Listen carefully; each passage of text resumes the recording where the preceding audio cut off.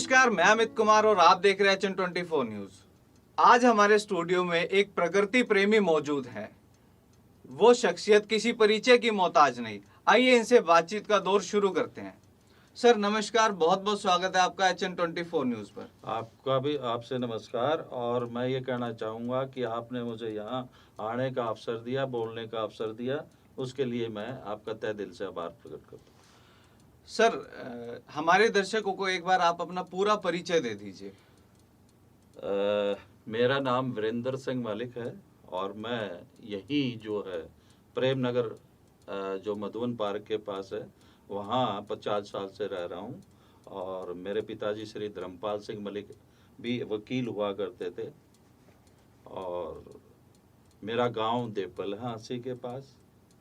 तो मैं यहाँ जो है जिला बार एसोसिएशन में वकालत करता हूँ।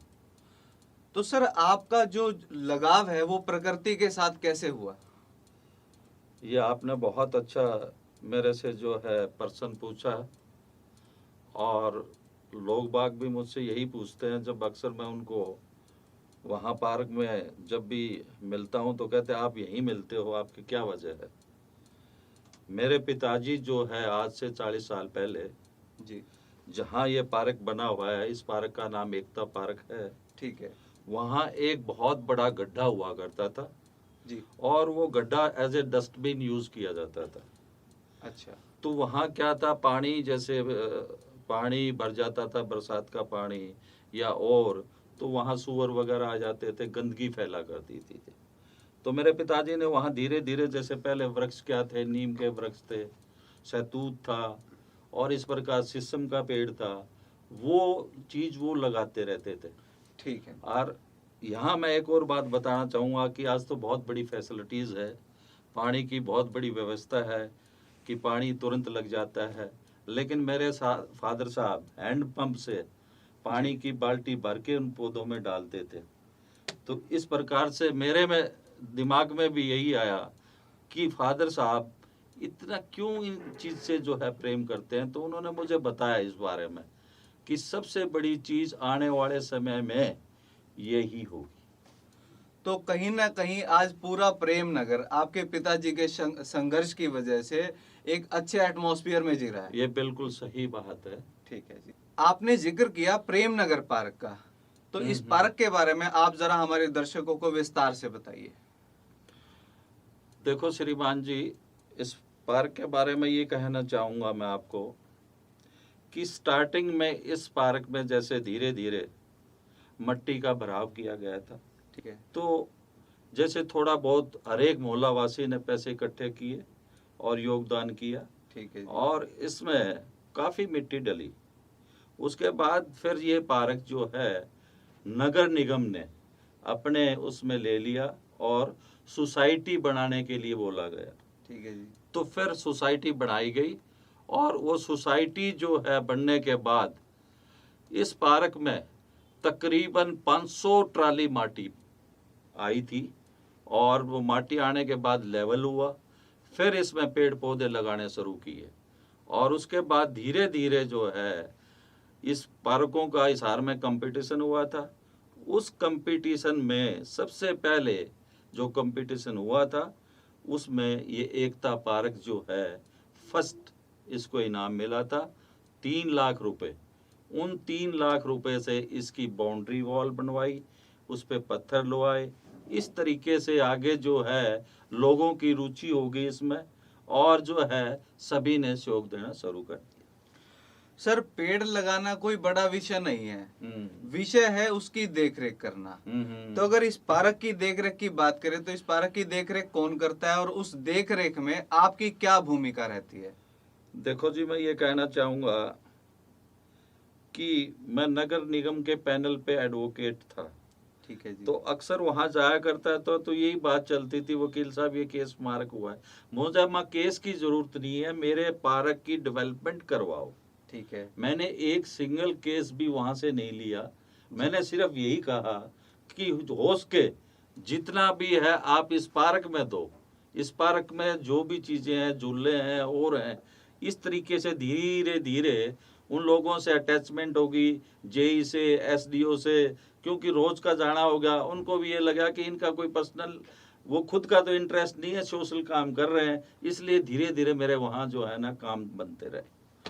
तो ये कह सकते हैं कि इस नोबल काम की जो शुरुआत थी आपके पिताजी ने की और आप उसको आगे बढ़ाते गए। बिल्कुल बिल्कुल आगे बढ़ाते गए। मेरे थोड़ा मैंने महसूस किया है जिंदगी में कि लोग बाग अपना समय वैसे जैसे कहीं घूमने में, कहीं और में, कहीं मार्केट में, कहीं और व्यस्त अपना जो है ना टाइम खर्च करते हैं।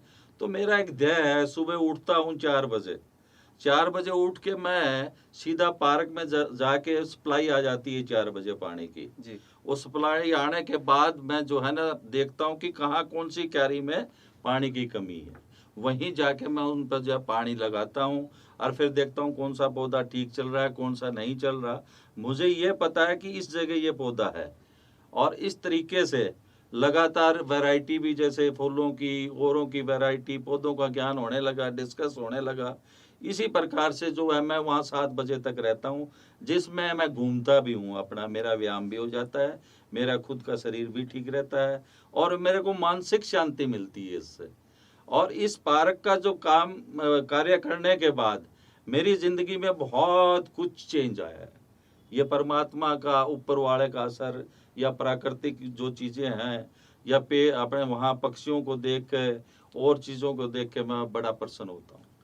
तो जैसा कि आपने जाना कि वीरेंद्र सिंह जी एकता पार्क में प्रत्यक्ष या अप्रत्यक्ष रूप से एक अहम भूमिका निभाते आई हैं। सर, फाइनेंस की अगर बात करें तो किसी भी ऑर्गेनाइजेशन को, किसी भी संस्था को, किसी भी मुहिम को चलाने के लिए एक पैसे की जरूरत होती है। तो इस पार्क में जो होने वाले खर्चे हैं उसको आप किस तरीके से देखते हैं, किस तरीके से मैनेज करते हैं? देखो, आज जो है 8400 रुपये दे रही है, वो भी अब जैसे लॉकडाउन है, इस लॉकडाउन में उन्होंने पैसा अभी कुछ नहीं दिया, 5-6 महीने का पैसा बकाया है। इस प्रकार से दिक्कत तो बहुत आती है, क्योंकि खर्चा उस पार्क का कम से कम 15,000 के करीब है। 9,500 तो माली को देते हैं, जो कि 20 साल से लगा हुआ है तुरंत वहाँ। माली जो है वहाँ 20 साल से कार्य कर रहा है, और उसको 9,500 तो उसको दिया जाता है।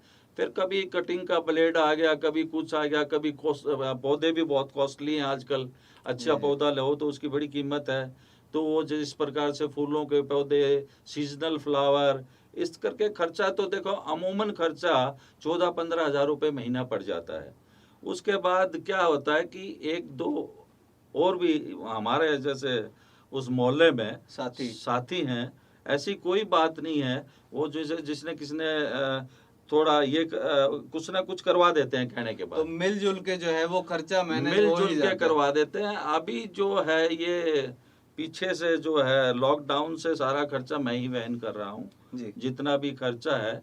और मैं तो एक चीज देखी है, जितना भी आप उस चीज में लगाते हो दुगना मिल जाता है, परमात्मा ऊपर वाला देता है। ये भी एक खास बात मैं आपको ये बताना चाह रहा हूँ कि इस कार्य के अंदर जितना भी मैं समय लगाता हूँ, हालांकि मेरा कोर्ट का केसेस कई बार छूट जाते हैं बीच में, जैसे मैं अपने जूनियर को कह के आ जाता हूँ भाई मैं जा रहा हूँ, और मैं 4 बजे जो है कोर्ट से 4:30 बजे आ जाता था, और आके माली के साथ वहीं हट में बैठ के चाय पीता था। उससे पूछता हूँ भाई आज आपने क्या कार्य किया, फिर आगे डिस्कशन करके नेक्स्ट डे की बात होती है। और शाम को 1-1.5 घंटा हम लोग वहाँ जैसे हैं 2-4 बैठ जाते हैं और अपना अपना जो है ना समय अच्छी प्रकार व्यतीत करते हैं, और ये हमारे खर्चे का है। सर, अभी आपने बातों में हट का जिक्र किया, तो शाम के समय जैसे मोहल्ले की महिलाएं या आम लोग जो है बैठने की व्यवस्था भी देखते हैं, तो ये हट का आपने जो है इसके बारे में जरा एक बार बताइए। देखो जी, हट है, बहुत बढ़िया हट बनी हुई है, इसमें पंखा लगा हुआ है, और तकरीबन 15-20 लेडीज वहाँ शाम को राम का नाम लेते हैं, भजन गाती हैं। अब तो लॉकडाउन था, बीच में बंद कर दिया था, लेकिन फिर अभी फिर शुरू कर दिया। इस चीज से बहुत फर्क पड़ता है, जहाँ राम का नाम होगा वहाँ सब कुछ होगा। इस बात को मैं आपको ये विशेष कर बताना चाहता हूँ कि वहाँ जो है बुजुर्ग औरतें इतनी बैठ जाती हैं, बाहर की भी आ जाती हैं। और मैं ये भी बताना चाहूँगा, कई बार तो वहाँ जो है दूर दूर से उस पार्क को लोग देखने आते हैं कि इसमें क्या चीज़ है। अगर मैं बात करूं एडवोकेट वीरेंद्र सिंह मलिक की, तो आपके प्रेरणा के स्रोत कौन रहे हैं? देखो जी, मैंने पहले भी बताया है कि हमारे फादर साहब जो हैं वो सबसे बड़े इस बात के जो हैं प्रेरणा स्रोत रहे हैं, क्योंकि उन्होंने मुझे इस राह पे चला दिया जहां मुझे स्वास्थ्य संबंधी, आर्थिक कोई वो बात जो है, मानसिक, मेरे को कोई तनाव नहीं आया। मैं बड़ा खुश हूँ उस चीज़ में, सुंदरता को देख के, पौधों को देख के, क्योंकि पौधे एक ऐसी चीज़ है जो बच्चों की तरह पाले जाते हैं। और अक्सर मैं आज देखता हूँ कि भाई फलानी जगह आप पेपर में देखोगे बहुत बड़ा फोटो लगा दिया, फलाने ने पौधा लगा दिया, धिकड़े ने लगा दिया। मैं यही कहना चाहूँगा, पौधा लगाना बहुत आसान है, लेकिन उसको जो है पालना बहुत मुश्किल है। बच्चे की तरह पाला जाता है, उसमें जैसे पानी का, खाद का, स्प्रे का बहुत कुछ ध्यान देना पड़ता है, जब ही जाके उसकी ग्रोथ होती है। आज के समय में माता पिता से बड़ी चीज कोई नहीं है इस दुनिया में। जी। मैं एमए इंग्लिश करके लेक्चर लग गया था डी फार्मेसी कॉलेज में अगरवा। मेरे फादर साहब ने कहा कि बेटा आप 3 भाई हो, कम से कम एक मेरी पीढ़ी पे चलो। मैंने तुरंत रिजाइन दे के वहाँ से और मैंने लॉ शुरू की। और आज मुझे प्रैक्टिस करते हुए 23 साल हो गए हैं यहाँ हिसार शहर में, जिसमें से बीच में मैं बार एसोसिएशन का सचिव बना, बड़ी अच्छी मेजोरिटी से बना। वो सिर्फ मेरे पिताजी की जो शराफत थी, और एक चीज़ और उन्होंने सिखाई थी कि बेटा पैसा सेकेंडरी चीज़ है, आप काम किसी का करो, पैसा अपने आप आ जाएगा। अपने आप आ जाएगा। तो जैसा कि आपने देखा कि इनके प्रेरणा के स्रोत बचपन से लेकर ही इनके पिताजी रहे हैं। ये अपने पिताजी के पद चिन्हों पर चलते रहे और कामयाबी इनके कदम चूमती रही। वीरेंद्र जी, आप अपने व्यस्त दिनचर्या में इन सब चीजों के लिए समय कैसे निकालते हैं? देखो जी, हमारा जो व्यवसाय है, जो हमारा एडवोकेट का व्यवसाय है, उसमें टाइम बहुत देना पड़ता है। उसमें आप 24 घंटे जो है दिमाग में आपके केसेस ही रहते हैं, लेकिन एक मानसिक संतुष्टि भी जरूरी है इंसान के लिए। जी। अपने दिमाग को रेस्ट देना भी जरूरी है, और वो रेस्ट जो है कहाँ मिलता है? अच्छे वातावरण में मिलता है। अगर आप अच्छा काम कर रहे हो, आपको देख के आपके घर वाले भी करेंगे, आपके बच्चे भी सीखेंगे, और मोहल्ला इंस्पिरेशन मिलती है। तो मुझे जो है मानसिक संतुष्टि मिलती है, और उस मानसिक संतुष्टि से मेरा दिमाग जो है वो तंदुरुस्त रहता है हमेशा। जो है अपने कार्य के प्रति, जो कार्य मैं 5 घंटे में करना चाहता हूँ, मेरा काम जो है 2.5 घंटे में हो जाता है। ठीक है जी। मैं एक और बात बताना चाहूँगा कि कई बार तो एक जुनून होता है मेरे में कि भाई 4 बज गए तो चल घर पे। अगर कोई केस रहता है तो जूनियर को ही कह के आता हूँ, भाई मैं जा रहा हूँ। एक मेरा फिक्स टाइम है कि पार्क में 4 बजे पहुंचना है, कि उठो चलो पार्क, हाँ, आपको पार्क। आवाज लगा रहा है। बस वहां जाके माली के साथ चाय पीनी, वही धुन चली। ठीक है जी। तो अब दोबारा पार्क के बारे में बातचीत करते हैं। तो इस पार्क में कौन सी वैरायटी लगी हुई है पौधों की? देखो जी, पहले तो इसमें वृक्ष लगे थे, नीम, पीपल, शीशम, और इस प्रकार से काफी वृक्ष लगे हुए हैं। और उसके बाद जैसे जैसे टाइम में चेंजिंग आई, जैसे अशोका लगना शुरू हो गया। अशोका के बाद आपने जैसे ट्रीज में और दूसरे जैसे ये बकान आ गई। इस प्रकार से अब इतने वृक्ष लग गए, अब तो मैं सिर्फ पौधों की ओर ध्यान दे रहा हूँ। आपकी जो पौधों की वैरायटी है, क्या उसमें कोई फलदार और औषधीय पौधे भी लगे हैं? देखो जी, इसमें अनार भी काफ़ी लगे हुए हैं, अमरूद लगे हुए हैं, चीकू लगे हुए हैं, और इसके अलावा केला लगा नहीं, लेकिन केलों के वृक्ष हैं, लगने शुरू हो जाएंगे जी।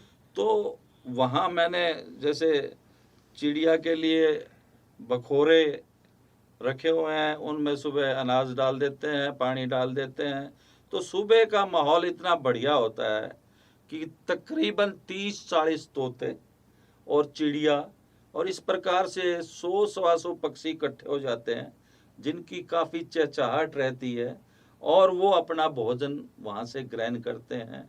अमरूद भी खाते हैं, अनार भी खाते हैं। तो ये भी एक बहुत मेरे मन में जो है एक बड़ा अच्छा लगा मुझे कि इन लोगों को, इन पक्षियों को भी कुछ खाने को बेचारों को मिल रहा है। तो एडवोकेट वीरेंद्र सिंह मलिक जी से आपने जाना कि इस एकता पार्क जो कि प्रेम नगर में स्थित है, यहाँ का जो माहौल है सुबह सवेरे इतना मोहक होता है कि आप उसे छोड़कर उठने का दिल भी नहीं करेगा। तो अंत में चलते चलते जान लेते हैं एडवोकेट वीरेंद्र मलिक जी से कि आप आम जन को हमारे चैनल के माध्यम से क्या संदेश देना चाहेंगे।